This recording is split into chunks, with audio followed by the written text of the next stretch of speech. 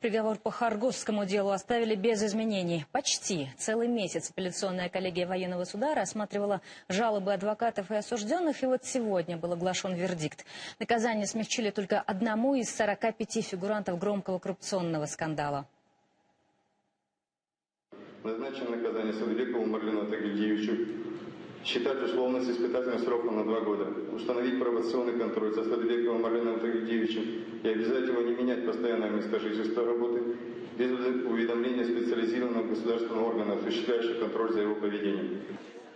Ранее Марлен Садыбеков был приговорен к 5 годам лишения свободы, но после рассмотрения апелляционной жалобы реальный срок заменили условным. И хотя смягчить наказание просили практически все фигуранты, для них приговор оставили без изменений. Напомню, небывалый по количеству обвиняемых и объему уголовного дела процесс длился почти год и завершился в апреле. На скамье подсудимых оказались 45 человек. В их числе высокопоставленные сотрудники таможни и комитета нацбезопасности. В итоге удалось доказать, что все они так или иначе были причастны к деятельности ОПГ, которая занималась контрабандой на казахстанско-китайской границе. Всех подсудимых признали виновными и отправили за решетку на сроки от 3 до 17 лет. В общей сложности фигуранты Хоргосского дела получили на всех 315 лет заключения.